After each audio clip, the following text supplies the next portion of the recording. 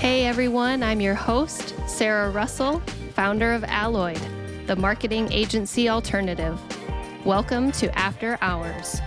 After Hours is a podcast for business owners and marketing professionals who want to cut the BS and take control of their marketing. We'll crack open a cold one with industry experts and dig deep into the best practices, pitfalls, and untold secrets of marketing today. After Hours is your backstage VIP pass to the world of advertising and brand building. So let's dive in. Today, I'm really excited to have Katie Watts and Liz Morales. Did I say that right, Liz? Yep. Did I pronounce that right?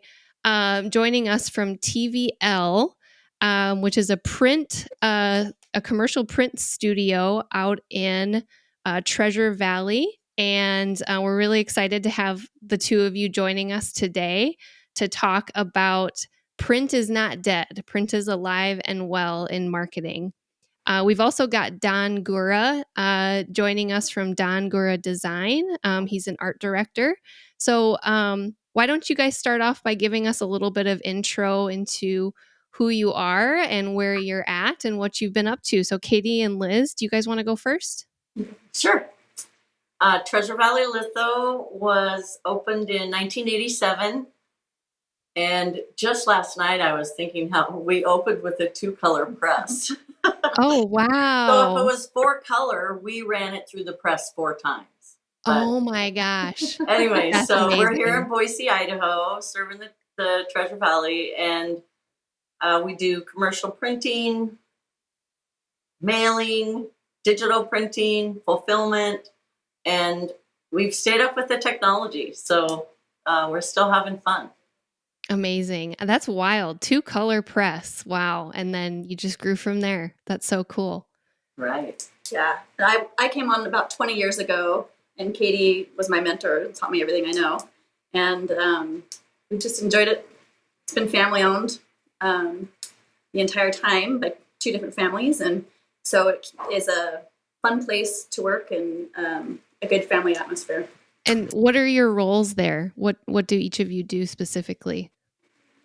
Primarily sales. I also do a lot of ramrodding on the mailing department side. And I do all the invoicing and estimating for mailing. I'm sales support too, because we have 3 other salespeople. So I do a lot of sales support. Awesome. What about you, Liz? And I just do sales. She's our top dog. Awesome. Liz sold $1.5 million worth of printing last year. And so you guys are the experts. So when people want to start talking about a print project, like you are the two to call up and start bouncing ideas off of and going through that. Awesome. That's very cool. Kind of more of our specialty is starting from the very beginning of a project. Yeah. So that we can be helpful along the way so that it ends up being a more successful finished product. I love that. And Katie, is it true? I heard a rumor that you are actually one of the original founders of TVL. Is that true? It's true. It's when amazing. I was young. Can you tell us just a little bit about, you don't have to go into great detail, but just what prompted that? How did that all come about? My degree was actually in advertising design. Oh, okay. So before I graduated, I worked at the Boise State print shop, and you just get printing in your blood. You know this. Oh, I know that. Yes. So that's kind of how I started, and I sold for a different company, and then one of the owners decided to open his own company, and so there were 4 of us. Main founders and then a handful of other employees. I think we started with about 8 or 9 employees. Amazing. And just went on from there, but we made it through the recession and the pandemic, and we're really proud. Oh yeah, that's so cool. That's amazing. Oh my gosh, I just love hearing those origin stories. They're always so fun to hear. So Don, I think that brings us to you. What have you been up to? Can you tell us about who you are and what you're all about? Yeah, so I'm an art director, as you mentioned earlier. So I've had my own company for about 25 years now, and I've gone in and out of being a freelancer and doing this off to the side and working for a company full-time or an agency. And I'm currently now full-time with Gura Graphic Design. But I came up in the print Congratulations. world. Thank you.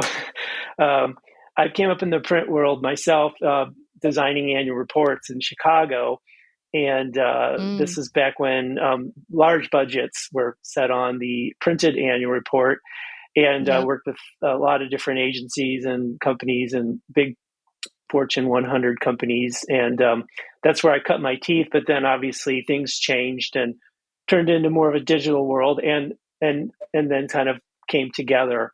So so I've been kind of specializing mostly in like things that are branded. I love designing the original brand from the beginning, including the logo. But I also I enjoy the boilerplate stuff where you're just sort of keeping something going, whether it's a look and feel or a campaign message, and then sort of taking that through printed pieces, digital pieces, websites, and sometimes even three-dimensional things. Yeah, amazing. And how do you know Liz and Katie? Maybe the audience with inquiring minds would like to know. Yes, happy to tell. Yes, I've been in Boise now for almost 20 years, and of course, what you do when you arrive in a new place is you find your tribe, and that involves designers, people that are into your hobbies, and of course, printers. And it was quickly revealed who the printers in town were, and of course, Katie and I found each other, and through some common designer friends, I think it was, and here we are today, friends and working partners. I love that. And I heard another little bird told me that there's often some wine deliveries from your printer here. Is that true? Oh yeah, yes. Well, Now, is this a premium client service that you guys offer at TVL, or Absolutely. is this? I love it. I love it. We're in kind of a new wine country over here, so we got to support it. Oh yeah, I love that. No, that's great. Well, I gotta say, you guys, I am so excited about this episode. I come from a print background. I started my career actually doing letterpress design and fell in love with, setting up for press and just everything that goes into the nuance of print and the history of print it's amazing. As a designer background, like you said, Katie, it just print gets in your blood. And that's so true. As a designer, you just fall in love with like the tactile feel of different paper stocks and the different coatings that you can play with. And there's just limitless possibilities of how you can bring your creative ideas to life with print.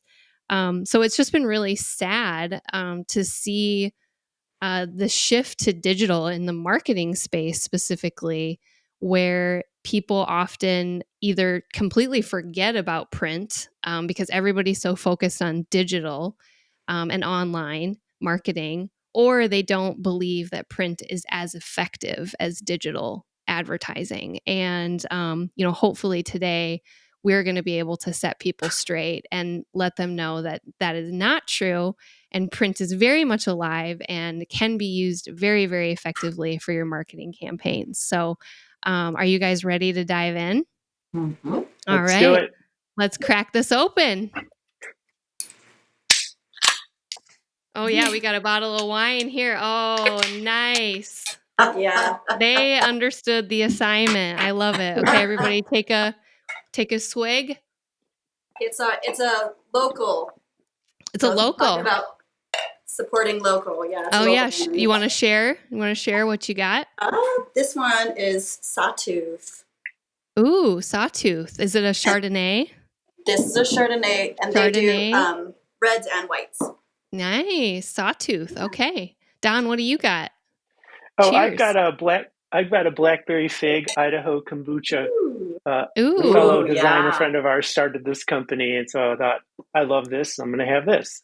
Very nice. Very nice. I've got a raspberry sour from a company I will admit I have no idea where they're from. So Oregon. Oregon. Oregon. Okay. That's an acquired taste, the sours, isn't it? I do like the fruit sours. They've grown on me. So, it's a good summer drink, I would say. So There you Nice. go. Well, it's good and hot here. cheers to that. Yes. Okay, well let's dig in. So I think what we should do first is really just tackle this myth that print isn't effective right off the bat. Because you guys shared some really great insights with us on some case studies of how print has proven to be effective in today's digitally focused world. Do you guys want to share some of those examples or talk about that a little bit more? I think I would just first say that print is one element. It's one component that can be used in your marketing strategies. And most savvy marketers know that they have to use several channels, whatever their audience is going to use or be most receptive to. But print can educate, it can compel, and it can drive people to your website. And especially now with the use of QR codes and stuff like that, it's a very good tool to integrate with your other marketing strategies. Yeah. And it's more effective when you do that. Yeah, for sure. Yeah. So it's a don't put your eggs all in one basket type of approach to your marketing strategy. If you go all in on digital, you might be missing some really great opportunities offline with your audience. So I love that. That's really, really insightful. And I think there's probably a qualitative and a quantitative way that we could talk about this. Like, there's definitely a qualitative, an immeasurable aspect to print that is very real. And that's just about, humans being drawn to something they can touch and feel. Right. And, can you guys elaborate on that a little bit? Like, what is it about print that makes it so captivating to people? Well, it is a feel, and when you're given a printed piece, you're going to look at it, whereas you may just scroll through things on your phone. But if you're given a printed piece, you're going to look at it. You're going to feel it in your hands. You can incorporate that tactile experience to your design, and good designers like Dawn will pick appropriate stocks that actually enhance the design and make even more impact that way. For instance, if we did like an annual report, like Dawn mentioned, sometimes people really like to have those in physical form. And this designer used a stock that felt like corduroy. And then the print graphic design had corduroy in it. So when you touched the piece in your hands, you were looking at corduroy and it felt like corduroy. That's so cool. Maybe if you are doing beautiful photography of elephants, and so you can get a textured stock that's going to feel like that, animal's hide, or so it actually makes what you're seeing more real because of how it feels.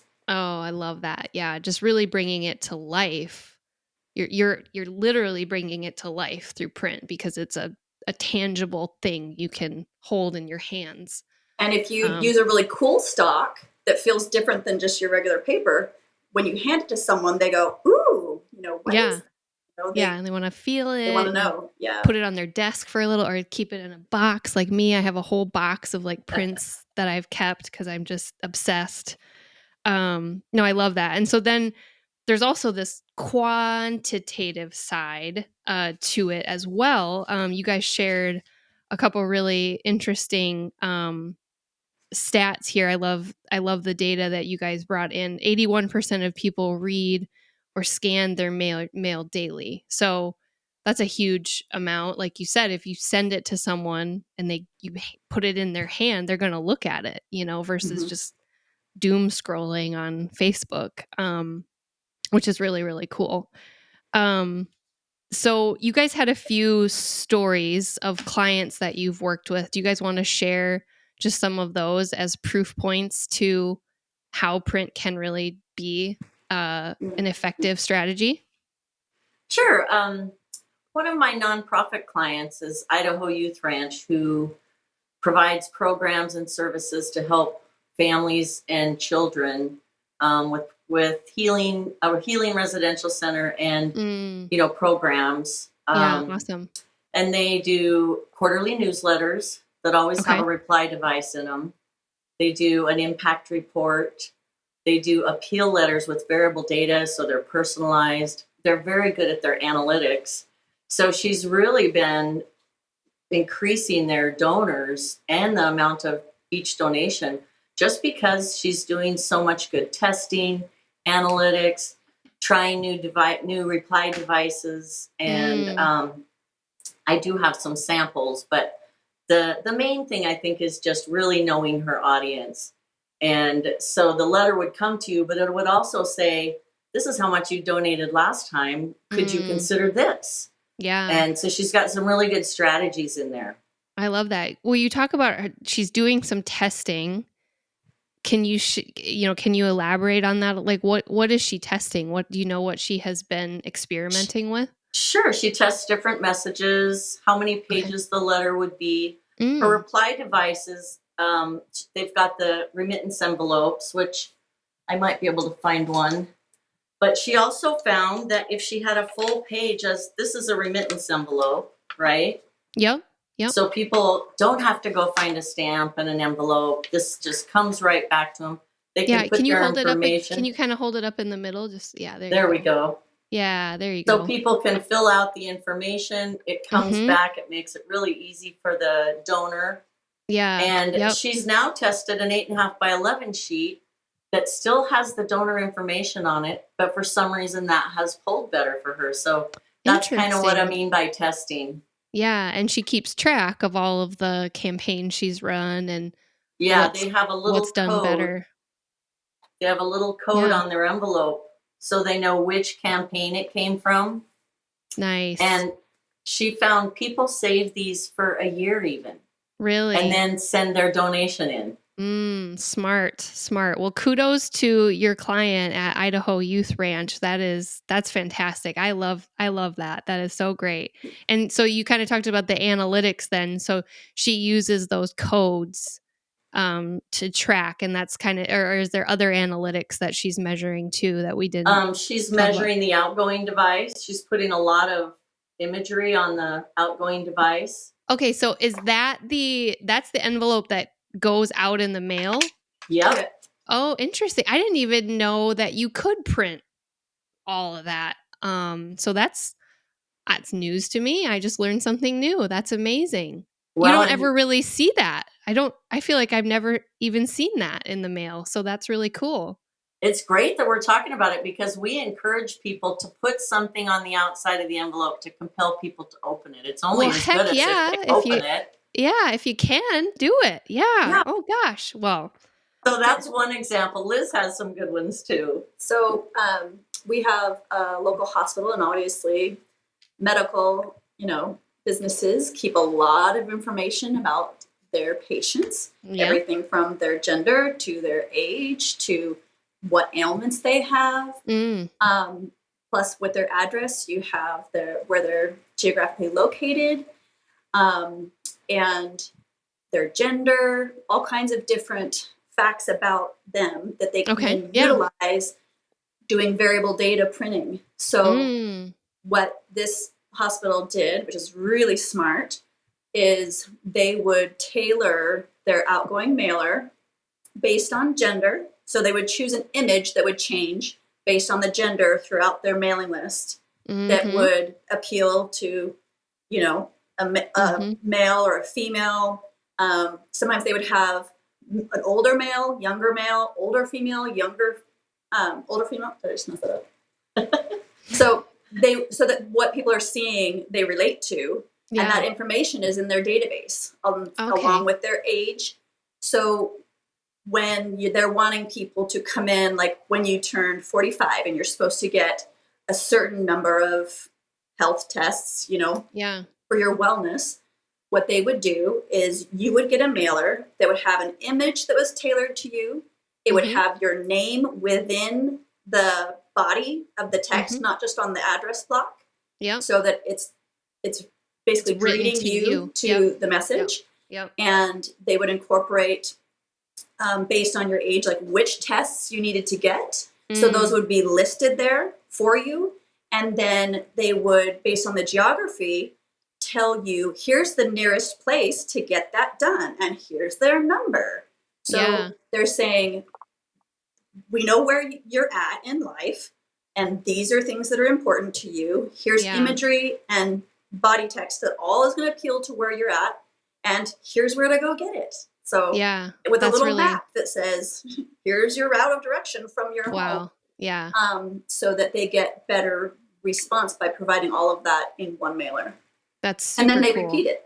Yeah, super cool. I have 2 questions for that. My first question is if, any of our listeners are hearing that and thinking, gosh, it would be so cool for me to do something that personal for all of my customers, but maybe they're overwhelmed on, do I have to have my designer make all of those versions?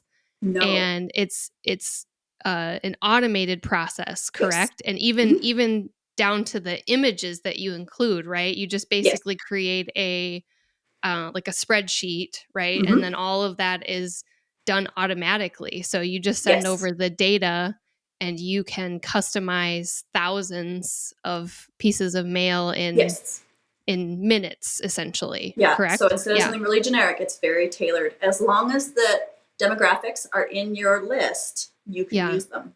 Yeah. Yeah. In amazing. one print run too. It's all in one print run. In the one image print would run change, too. The name would change. So it's way easier to do than most people probably think it is. The trick is having it in your database. Yeah. Yeah. Cool. And collecting as much information as you can. Right. And the second question I have on that is, did they share, and maybe they didn't, being that they're a hospital, but did they share any data with you on whether those campaigns were successful? Did they share any results from those? They did not give me numbers. Yeah. But they felt like they were extremely effective. Yeah. Especially this area has been growing a great deal. And so they don't just have one location, they have many locations. Yeah. And it really did allow for people to realize, oh, this clinic right around the corner just opened up, and I didn't even know it was that close. Didn't even know. Yeah. Enough so have they done this? Have they done it and then repeated it and done it again and again and again? So what they would do is they would do a monthly trigger. So like in the example of turning 45. So and if anybody in their list that turned 45 in the month of April would get this mailer. Oh, wow. All of their patients that turned 45 in May would get this mailer. Amazing. So that throughout the year, they're repeating the same type of outreach. Yeah. Cool. Oh, that's really cool.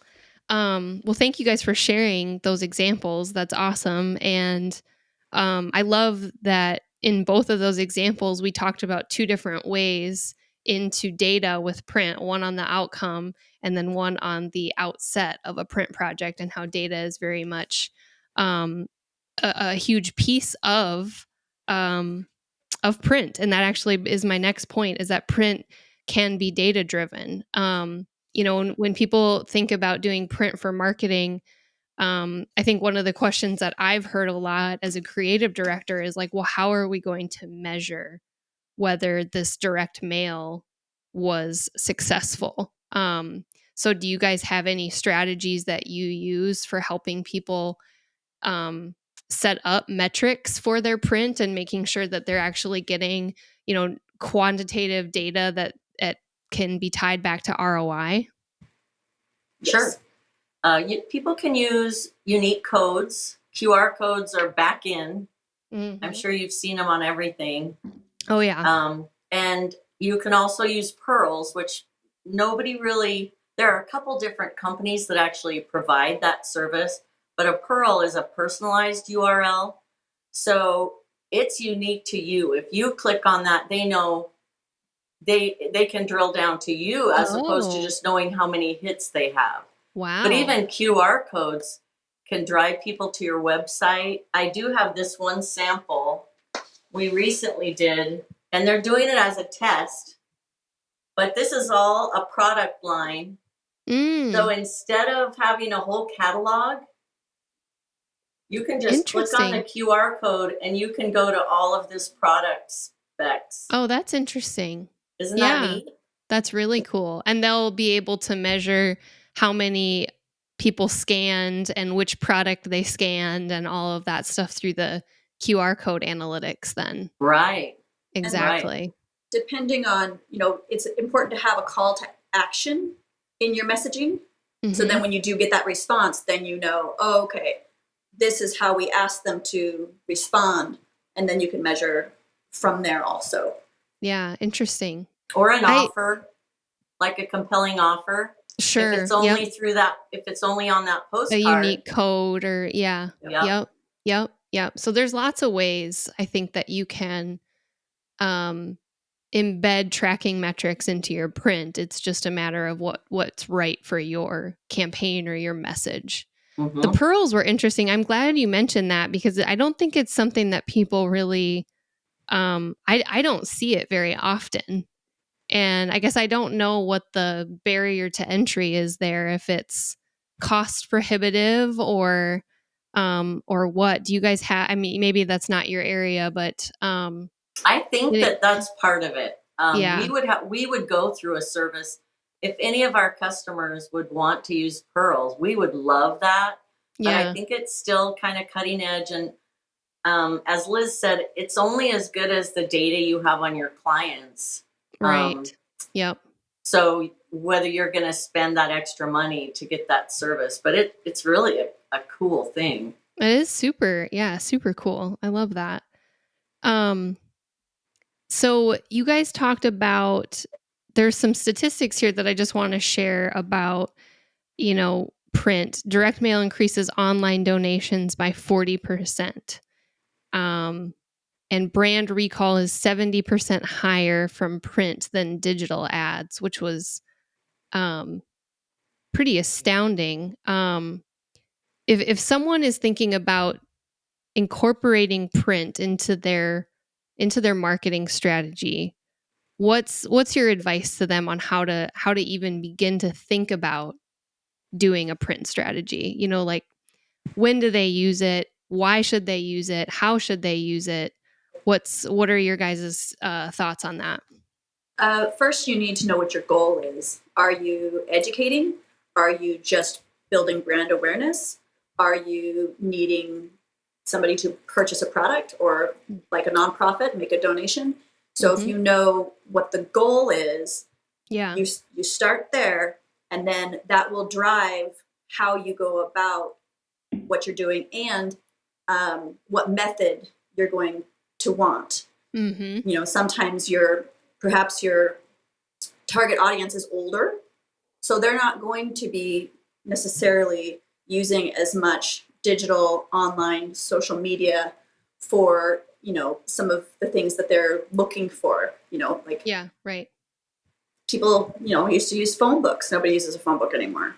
But people used to have to look things up and have things in front of them. And so if you're reaching an older demographic and you send them something in the mail, they're going to look at it. They're going to read it.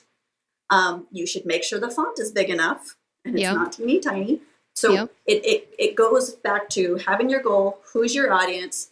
What are you asking them to do? And then making whatever your type of outreach is fit that outcome, to fit that audience. Yeah. What is there any sort of use case? We talk a lot about how print can be a really good strategy depending on your goal. And you talked about some of those goals for print being like bringing people to your website, asking for donations, an event invitation, for example, RSVP to a corporate event. Are there any situations that you've run into where print might not have been a good strategy for a specific goal? Do you guys know any examples of that, just to play devil's advocate? I would say, if someone is thinking that they're going to come up with a very generic postcard that just has their logo on it, saying, yay, here we are, come buy our widgets. That's not just sending it to a generic, geographic residence list. That's not going to get you anywhere. And that's a huge waste of money. Yeah. So only doing it one time, not being targeted, not having those essential elements in your piece is a complete waste of your money. It would be better to spend a little bit more money and use a designer to do a good job, help you with your piece, and talk to your printer in advance of coming up with whatever idea you think you're going to do, because they can both those resources can help you go, all right, well, this isn't going to do what you think it's going to do.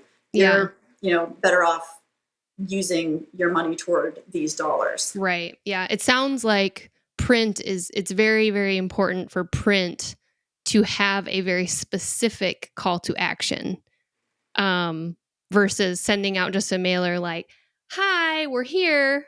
Yeah. People are like, great. And not asking you to do anything isn't going to get you anything, because people aren't going to know I don't know what to do. I don't know what you want me to do. Right. Or why I should do something. Or why I should. Yeah, that's great.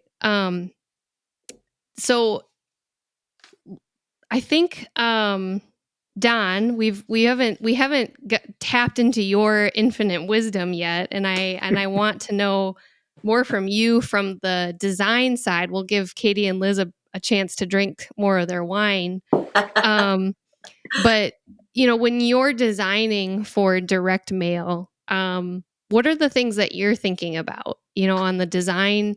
We talked a lot about on the strategy side, but on the execution side, what can you share with us about that? Yeah, well, I'll even back up a little further than before I would start designing something. And I think that's basically contacting the experts that you're going to need for the project. So in this case, we're talking print. I would want to talk to some really good printers to see if what the idea that was either conveyed to me by... Don gets an A+ for that answer, right? Katie and Liz? Like I said, we like him a lot. Yeah, sounds like you might get another bottle of wine sent to your door for that answer. Thanks. Yeah. So, I'm learning things in this conversation from Liz and Katie about, they taught me about pearls, and we almost did a project with pearls, but then we realized things weren't quite in the right place. We didn't have the quantities or something to that note. Right. But yet, technology is there. You just really have to make sure you're in that channel and it's going to serve you the best. And I think that's the first thing is, if I'm going to print a direct mail piece, there's obviously quick ways of doing that, and that may be the way to go. But if you're wanting it to perform, especially and give you analytics, I think you would want to use a printer and not do the quickie thing. And then secondly, when designing something, Liz mentioned fonts, and there's color choices you're going to be making. And for direct mail, there's a lot of guidance provided for you that you have to follow by the post office. So you need to know what that is and where those do not print areas are on your envelopes and postcards, and then how you're going to size it.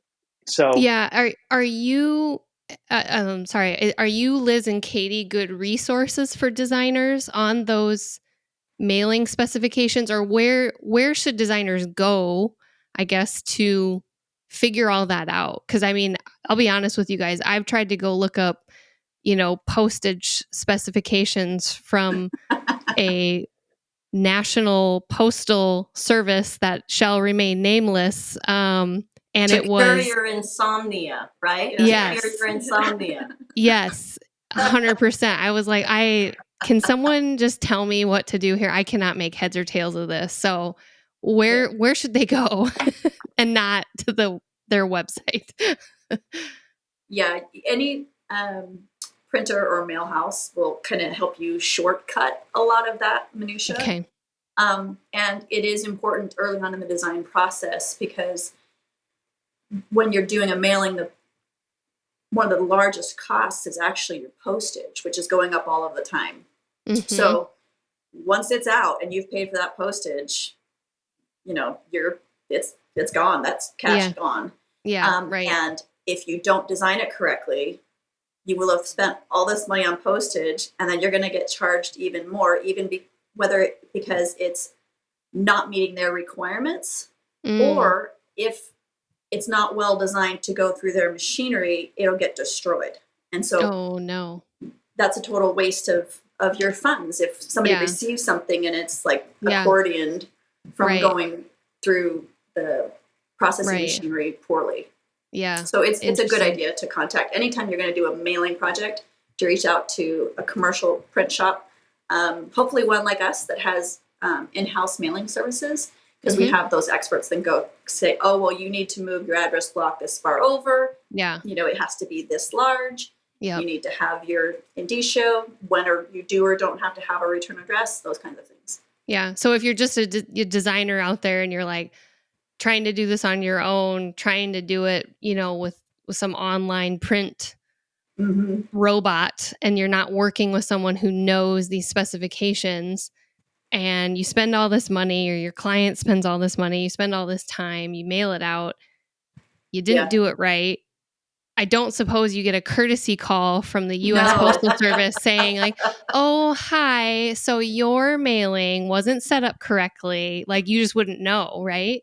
Correct. It just wouldn't end up. It would just be off. It'd just be gone into it's gone into the ether. Okay. Yeah. That's a good thing to note. Okay, Don, I'm sorry. I wanted to ask about, I was like, those mailing, oh my God, like, I need to take a drink, even just thinking about that. Well, while you're doing that too, I also bring up the resurgence of door hangers for residential contact. I'm seeing a lot more of that, and especially from internet companies, that's their number one way of reaching out to somebody to get higher speed is door hangers, and they're finding that those are more effective than email campaigns, even postcards. Really? And I won't say the company, but I was talking to somebody in that marketing team, and that's what they use. So don't rule that out either. And that's pretty simple, straightforward, no postage required, but you just need a person to drive around and put them all up. Yeah, for sure. Door hangers were like all the rage, like what, 10, 15 years ago? Maybe long even ago, sooner. grass cutting. Yeah. Longer than that. But I mean, I was like designing door hangers left and right back in their heyday, and I don't think I've designed a door hanger in a decade. So that's really Liz printed one. You printed one last couple weeks ago or something. interesting. Yeah, that's cool. Yeah, because I mean, back then we didn't have QR codes, so now if you can add the tracking element to a door hanger, it could be a real match made in heaven there. So, and it's still print. I think I like to say print. Print has staying power. Yes, for sure.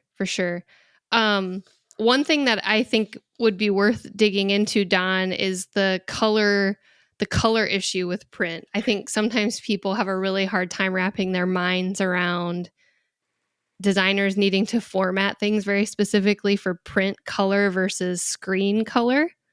And I'm using layman's terms here, but right. Do you want to kind of explain that in a way that won't make people fall asleep? Right. Well, there's all kinds of debates about what is the best way to release a file to a printer. It used to be your file should be converted to 4-color process so that it can match their 4-color process systems. But you consult Adobe about that, and they'll say don't change it. Go with RGB, which is red, green, blue format. All the colors are made with just those 3. And then there's spot color, which is, relying on PMS chips, which would really pinpoint, a certain company's blue or a certain company's red to be exactly matched. And then that's all the way through to the end product. And when it's printed, that red should match the red PMS chip. As a designer, I think what you want to do, again, is talk to the printer, find out what their preference is. There's different requests that I've gotten, but for the most part, I usually convert to 4-color process. And again, this isn't going to always look the same on everybody's monitors either. So if you're going through editing with, a content team and you're sending them files that have a certain color build and they're saying the colors are wrong, that's kind of hard to evaluate because you don't know what kind of monitor they're looking at your work on. Yeah. So until you get on paper, you're not really looking at apples to apples. So maybe Katie or Liz can comment on what they prefer, but I always expect a conversation about how do you want your colors built. Yeah. Do you guys often recommend getting a printed sample on your proofs, or do you do a lot of digital proof? Like, what's the way that you want people to be proofing their print projects, I guess is the question I have. On our end, it depends on whether the job is going to be printed on a digital press or whether it's going to be printed on the 40-inch 5-color with a coating. So if it's a digital press job, then it's on exactly the substrate that you ordered, and what you see is what you're going to get. And that's kind of the beauty of digital, but it's for short run color. So if you have a really nice high-end project, and maybe it's 4-color process plus a spot color, which is a separate ink. That's going to be proofed with a high resolution Epson, and then we do kind of a low resolution folded proof. Like say it's a multi-page document, we would do a folded proof so you could make sure all the pages are in order and it's trimmed right. But then we do a high resolution proof, which is good for you to color check, but also it's the tool that our press operators run to. So we run the press to that color that you've approved. Cool. Yeah. Right. And I'll chime in here too, because Katie and I did a pretty large run project. We did a poster. I don't know if you remember that, Katie, and it required there you go. And it required a match color, and it had folding, and it had 3 components to it that all fit in an envelope. So, that required an in-person folded sample that I needed to approve. And then of course I had to share that with coworkers in other states. So they wanted to see it. And then go to a press check to make sure this all kind of translated from the proof to the actual. A little higher there, Katie. Well, I was waiting for Dawn to finish. Okay. I'm like, let me see it. I can't. You can put it up. Oh, yeah. Very nice. So this is a poster that QR code. Yep. And this was meant to hang in a break room in a fire station. And hopefully people would scan it with their phones and go and do something that this was telling you to do. So it was really successful. Nice. That's really Everything was tracked. And look at the envelope. There you go with the big envelope again. Oh, yeah. Look at that. That's really nice. Branding structure to that. That's really nice. Really nice. Yeah. Kudos, guys. That's awesome. So you guys on the RGB thing, we can't print RGB. That's something that you just see on a monitor. So it's not something that we use. And their colors do shift when you transfer from RGB to CMYK. And a lot of average people don't understand why that happens. Yeah. So for those listening who are like, I have no idea what the heck they're talking about, on your monitor, the lights that make up the images that you see in your monitor are red, green, and blue lights, RGB. And so everything that you see on your screen is a combination of those 3 colors. And in print, the ink that we use is cyan, magenta, yellow, and black. And so every color that you see printed is a combination of those 4 inks. And so it's just very different. RGB to CMYK, it's just a different mix of ingredients, so to speak, to make the colors that you want to see. And when you're looking at something on the screen made up of the RGB color ingredients, it's going to look different if you just convert that right to CMYK without taking into account there's like a conversion rate. If you talk about ingredients, there's like a conversion rate that you have to apply to make sure that that gets adjusted correctly. And then Pantone colors, if you hear that term, is a whole nother set of colors. They're Pantone chips, and they're very specific. It's almost like you have to select a Pantone chip to be the color that you want, versus with CMYK, you can kind of like add a little cyan and add a little magenta to kind of tweak the color just to be the way that you want it. But the Pantone colors, there's a book of them, and they're all very set, specific colors that have like a recipe of how the printer would make that ink. So those are just kind of the different nuances of those print colors, which is all I'll say about that, because it's just a lot. Don, do you have it? I guess the question is for all of you. Are there any really fun print projects that you've done recently, whether they're fun folds or just unique interactive print examples that you guys would want to share and show me? I want to see them. You're first, Don.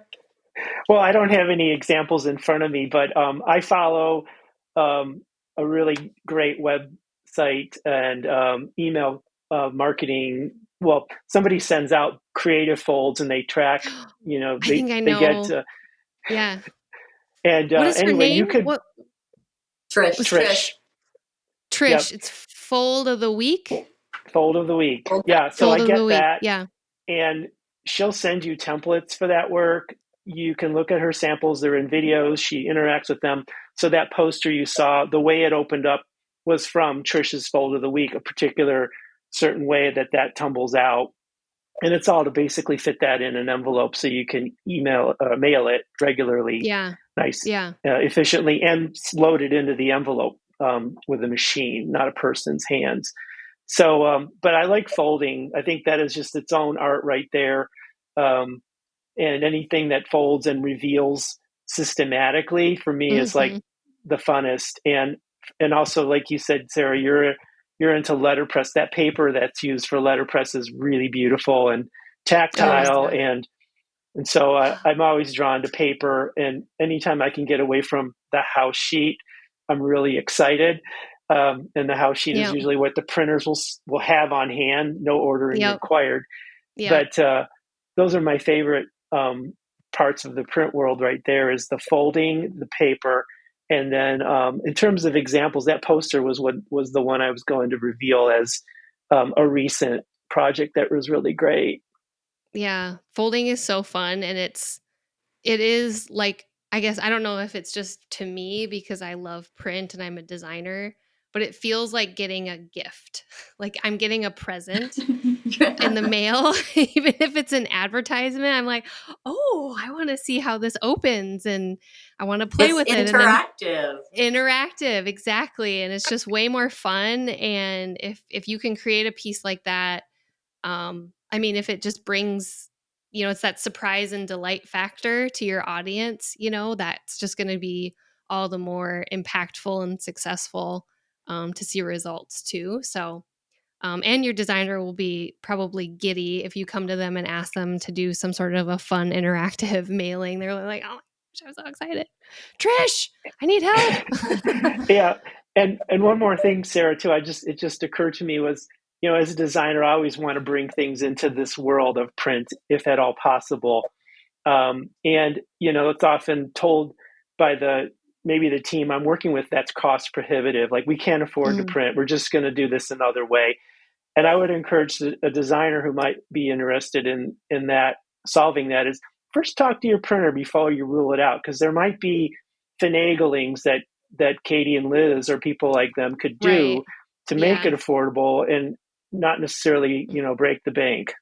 Yeah. Well, there's definitely that. I'm glad you mentioned that, Don, because there's definitely, and I'm probably exaggerating this, but it's like, if the designer only knew that like trimming off 1/8 of an inch from the design would save them hundreds of thousands of dollars or something in trim and bindery and cost, that eighth of an inch, it's like it could be just the smallest tweak that's going to end up making it 10x more efficient. So, Right. it's really, I'm glad you mentioned that, Don, because that's super important too. It's not like you can just, there are standards in print that if you abide by them and play in their sandbox, it's going to be a lot more cost friendly for you. So, and I might mention too that if you don't want to do print, but you reach 85,000 people with an email, but you don't get any return on that investment, and you've paid for search engine optimization and all that kind of stuff, that didn't do you any good. It's so easy to get rid of emails and stuff, but so you spend a little more money on print, but then you get a return on your investment. yeah. So I think that's where measuring comes in, but yeah, that's where it's kind of important to really decide what kind of a return do you want, and are you really reaching your target audience? Mm-hmm. Yeah, exactly. Well, and one thing I'd say to the naysayers out there, if you're still listening with us and you're like, I'm still on the fence about print, is, marketing is all about testing and testing out channels. And you test out digital channels, you test out different, you test out email, you test out different social media networks, you test out different messages, you test out different ad formats. Print is an ad format. And if you are avoiding it just because you think it's not cost effective or not effective, you're basically like saying like, well, we're not going to test on Facebook just because we don't think Facebook works. Like, you can't make assumptions like that in marketing. You need to test everything, especially if there is insights to back up the fact that it might resonate better with your audience. Print might do that. So try it out. It's like, it's all you could do is just try one out and see where it lands, or do a small run, do a sample test, and just see how it goes. And you might be pleasantly surprised and think, oh my gosh, I'm so glad that I tuned in to listen to Liz and Katie tell me that print is alive. Cause that's where we are. So we're getting to be about at time. So what do you guys think you would want to share with your customers if they had, let's say 3 things that you wanted them to take away from this, or you wish that they knew? What would those 3 things be? Okay. Well, from my perspective, I would say, yes, you do need a designer. I think a designer can make a big difference in the DIY culture we live in. And, your designer is going to work with you too if you're thinking this is going to cost me too much money, but it's going to serve you in the end in a much better way. That files will be built correctly. So I think that's the number one on my list is to persuade you that you do need a designer. And I don't have a second and a third. you need me, yes. And that's all. Don out. And for now. And I would second that, because as printers we see a lot of design, and we can tell if it's a designer or a designer. Yeah. And you mentioned, when is it ever a wasted print project? If the design is poor, that's probably a wasted print project. Yeah, because it does make a difference. You can absolutely tell the difference between a home movie and a movie you see in the cinema. There is a massive difference between the two. And in design, there's a wide scope of talent and skill. And when you see good design, it's you recognize it, and you recognize it as effective, and it does what it's supposed to do. It delivers a message. Yeah. And if it's not good design, it's not going to happen. Yeah. Well, I'll add one little thing, because I come from a designer background. I am a designer myself, and so I feel like compelled to share that we are trained in not just making things look good, not just making things look pretty, but we are trained in how to deliver a message visually so that your audience can understand and digest that information. And I think it's that subtle, almost psychological component to design that sets a non-designer and a designer apart. It's their ability to translate an idea, a message, a concept to you visually so that your brain can understand it in a second. And that's what the difference is. So when people are like, well, can you just make this look good? Right. I just want to like slap them in the face. I'm like, that's not what I do. That's a byproduct of what I do. It does look good, but the core objective is that it needs to communicate. And that's the piece of it that, okay, I'm off my soapbox now. But we agree. Yeah. Yeah. Yes. I might also add that before you spend a bunch of time designing something, or before a customer decides to go to a designer and a printer, we even have a PDF that we send to people if they're thinking about doing a direct mail program. Oh, great. So that it helps them, develop their goals. What's your compelling offer? What are these? We have all these different aspects that actually help you return on the investment, a call to action, a sense of urgency, the QR code, or the aspect of measurement. We really think if we make that person think that through, then that gives the designer more information, involve us early, because then we can help direct it the most economical way. So I think involving those experts early is really important so that you get the feedback and you get the challenging questions that you need to, so that we can meet their needs properly. I love that. So you say you have a PDF, huh? Would you be willing to share? And I can put that with this episode. So if you're listening and you're like, gosh, I'd like to get my hands on that PDF, we can get that out to people. Okay, great. Well, we'll put that in the episode link with this episode when it is live. So if you are interested, go ahead and take a look at that. But that would be awesome. So to close out our episode, I want to first have you guys answer the question that we got from our user online. I'm just trying to find where I put that in my paperwork here. So we have a question from Muriel P. in Alameda, California. And she asks, what is the difference between a commercial printer versus Kinko's or FedEx or a Vistaprint? And how do I know where I should go? So that's a good question. That one. It's a hot potato. Launching it over. If you need just a handful of, copies that have, your little event coming up, and you have an open house and you just need 250 little 5.5 by 8.5 cards that you're going to hand out to whoever you run into for the next week, we're not for you. We aren't going to be worth the investment for that type of a project. For that, do what you call nephew art, where you have a friend that will throw something together for you, and then you take it to Kinko's, and it's going to, meet that kind of a need. But once you're talking about having something that needs to have more of a corporate identity, continuity for your branding and your messaging, and for your color consistency, if you're talking about needing, like maybe you're a university and you have packets that are going to go out to all the graduating students within the Northwest, and you're going to print 5,000 of these that talk all about the school, and you need the pictures to be beautiful, and it needs to be polished and finished. That's the kind of work we do. So when you are interacting with somebody's corporate identity materials, those are probably something that's been produced by a commercial printer.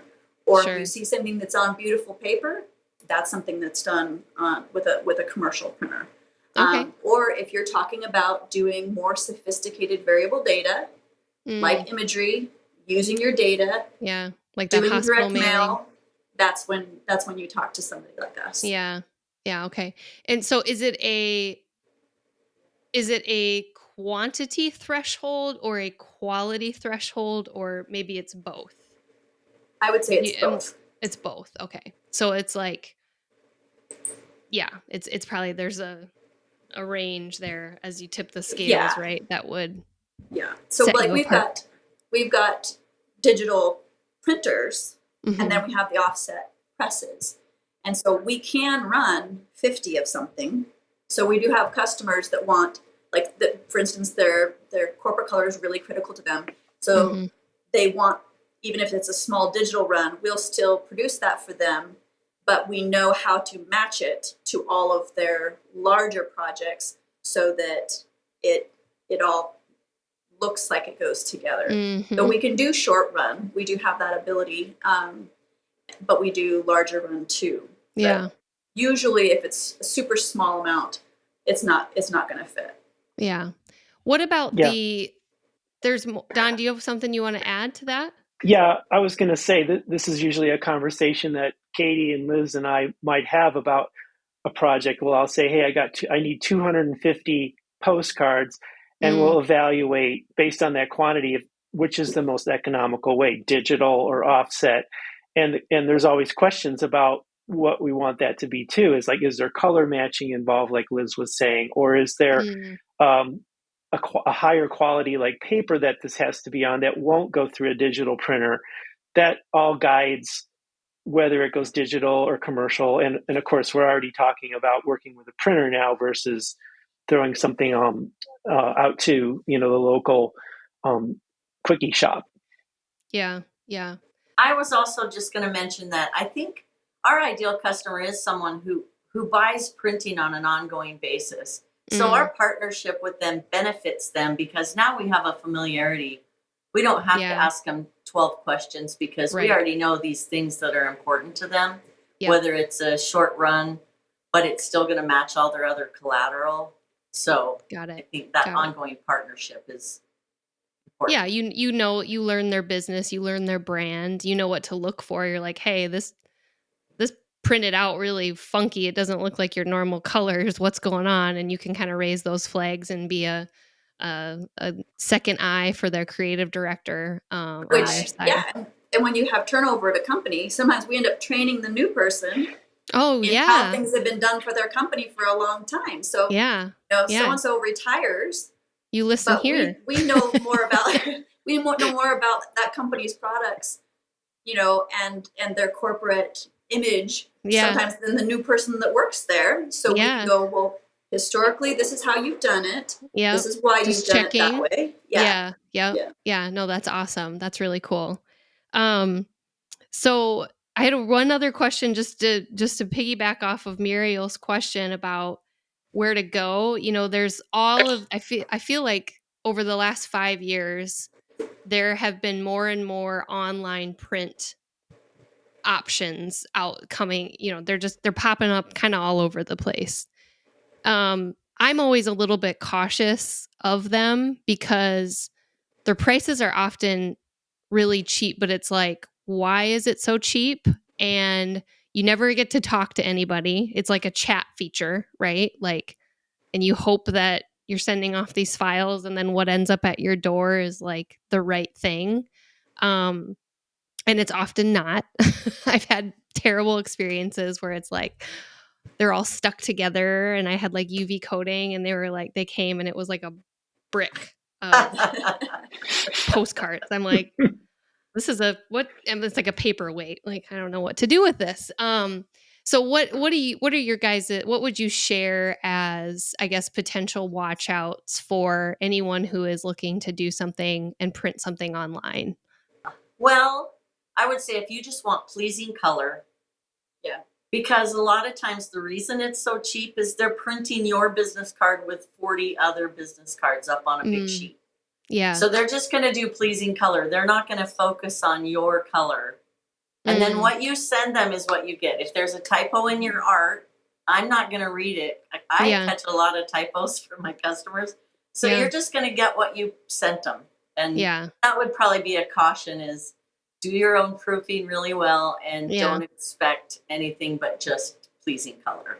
Right. And super simple, right? Like I couldn't even imagine trying to send an online printer like a custom folded die cut anything. I mean, I think that would just be a complete nightmare, right? It's just like a business card, a postcard maybe, but super simple. It's like you said, that quality threshold, right? And they don't usually send a proof unless you want to pay extra. No. Whereas we proof everything. Well, they send me back the PDF I sent them. I'm like, yeah, cool. I sent you this file. So I know what the file looks like. Thank you. Well, and with how everyone's always on their monitors when they're looking at their design, and they very rarely even print it out for themselves. Often when we give them a physical proof is when they find errors, and 10 people have looked at this, but they don't see it until they actually have it in front of them in a physical form. And then things pop up like, oh, I don't have the right number of pages. Yeah. Or, yep. You know, because booklets those are types in of things. fours. So when you get that actual physical proof is often when people catch things, and when you print, just send something off onto, you know, the web, you're not going to have that extra check for yourself, and then that would be wasted print money. Yeah. I think a good rule of thumb maybe with the online is just grouping them in the same bucket as like FedEx and Kinko's. It's like if you wouldn't print something at FedEx, if you wouldn't print this at FedEx and Kinko's, don't go find an online printer to print it there either. Like it's that quality issue, I think. So okay, well, I'm glad we put that to bed. So well, is there anything that you guys didn't feel like you didn't get to share that you still want to share about printing or Don about design? Did you want to see cool samples? Oh yeah, let's see the samples. Yes. Oh my gosh. He's got some cool ones. I do have a couple. I don't know how well this will show up, but it's a multi-level emboss. The embossing, yeah. It's a sculpted die, and then that's a foil stamp. Oh, cool. And then that's this really is nice. A metallic paper. Nice. This is a commencement program for our local medical college. Okay, so, very nice. Yeah, and then this is that wild paper. Have you ever, it's like. Wild paper, It's wild. It's kind of almost feels like cotton. Yeah. And it's got a texture to it. Ooh. It's something you could letterpress. Oh. Yeah. And this is the companion piece for the military graduates. Oh, that's so cool. Oh, I love that. It's just hard to see because of the star thing. They're all multi-dimensional. Yeah, I can tell. And then this one also had a metallic with white foil. Oh, yep, I can see I see the shine there. Mm-hmm. Yeah. So anyway, those were kind of cool. And these are special order papers, of course, but. Yes, right. But those are kind of fun. Those are so cool. So cool. Oh my gosh. I love that. It just makes me Liz wants me to show you this. I like this one. So this is a brown matte foil. Okay. And there's a metallic ink printed on this, as well as another color. Die cut with the star. Yeah. Oh, and then this is kind of neat. Beautiful. This is a translucent sheet. Oh, that's so awesome. Oh my gosh. Cool? And I love that retro artwork. Yeah. That is so fun. So fun. There's so much you can do with design in print. There's one more. So this one's cool. It has magnets embedded in it. So it clicks shut. So when we helped design this one for a competition, and we had to, when it's all unfolded out flat, what I didn't realize when I first agreed to help them with this was that magnetic polarity between these little disc magnets. They have a positive side and a negative side. So when all the different folds happen, they have to marry up to the right side. Oh, so otherwise they repel. Exactly. So in order to get them to clip together, you had to have all the iterations of the different folds so that it would do what it's supposed to do. And I love it. So that was a fun one. It was a little hair raising, but it turned out really a puzzle. Yeah, like a puzzle. That's why you need a printer to help you with those things. Because I don't think I would have able to figure that out. That's We've pretty done wild. a lot of beautiful things that Dawn has designed too. Oh, thank Dawn. Yeah, Dawn's really great. Well, before we wrap, why don't you tell Dawn, why don't you go first? Can you tell people how to find you if they want to, if they're interested in having you do some beautiful design work? Oh, sure. You can go to my website, which is dongura.com, Dongura. And that's probably the best way to get familiar with me. And there's ways of calling me and emailing me through that. Okay, awesome. And we'll put a link to Dawn's website with this episode, and alongside that print PDF guide that Katie mentioned. So you can find all those goodies there. And Katie and Liz, how can we find you guys? Our website's fine, and it will be on the PDF. It'll be on the PDF. But Okay, it's great. It's tvlitho.com. tvlitho.com. Treasure Valley Litho. Okay. Awesome. Yeah. Well, I so appreciate you guys spending the time with me today. This was fun. Sharing a drink with me today. It's been so good to talk about print, and I learned, a few things. I love that. It's like you can learn something new every day. So I appreciate you guys sharing your knowledge, and I hope that I get a really awesome, fun print project after this, because I am just jonesing to do some fun custom print work again. So thank you so much, guys. And thanks everyone for tuning in. Thanks, Sarah. Thanks, Katie, Liz. Bye. Bye-bye.